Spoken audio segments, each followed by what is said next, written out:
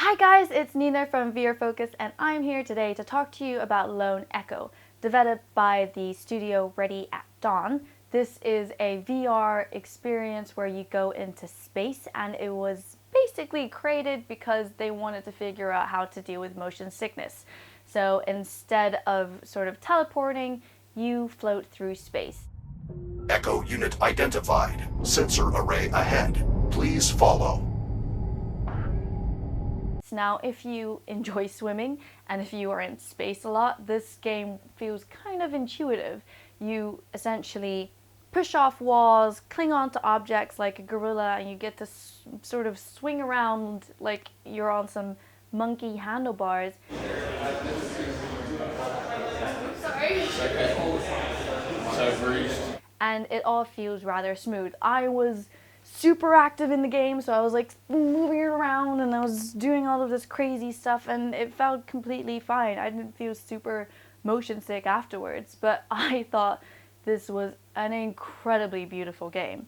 I love science, I love space, and I think I would just get this game just to float around in space and look at the stars and contemplate and meditate on life, because it was amazing and I've always wanted to be in space. I think I'm the right height to go to space. You play Jack, a artificial intelligence robot, and you are out in space to help the humans. I went through a tutorial process, and then afterwards I was released into the wild to help this woman on a spacecraft kind of align a satellite into the correct position. It was kind of funny because I like clung onto the butt of some like AI robot and we floated through space together, and then I got distracted by like rocks floating about and sort of me being really childish and throwing them at stuff.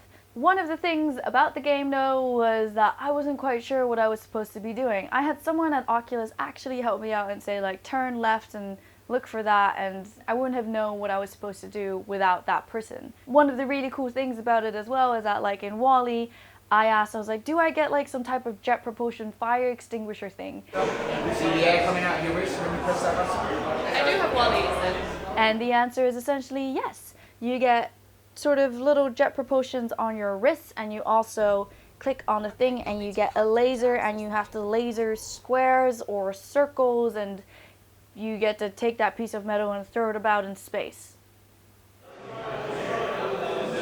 Anyways, it was a beautiful game, and as you align the satellite, you sort of see this huge anomaly floating in space.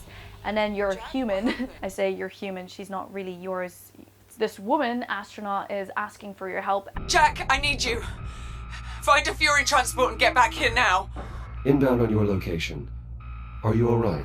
Oh, thank God for you. I don't really want to destroy the whole experience for you, so if you don't want to find out what happens, just turn off the video right now. Out of the anomaly, a huge, massive spacecraft comes out. Jack, are you see?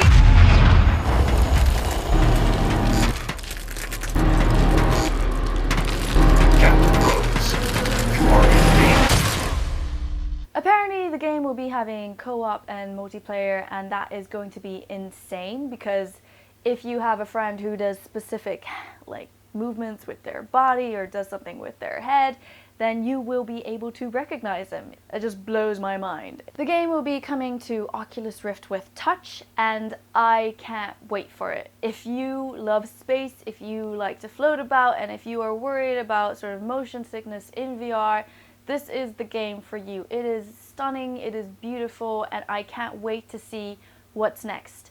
Please go to vrfocus.com if you'd like to find out more about the game, and thank you so much for watching this video. Please like, share, and subscribe. And if you like these videos and think you have a great VR game or VR experience you'd like for me to try out, please add a link in the comment section below, and I look forward to seeing you next week.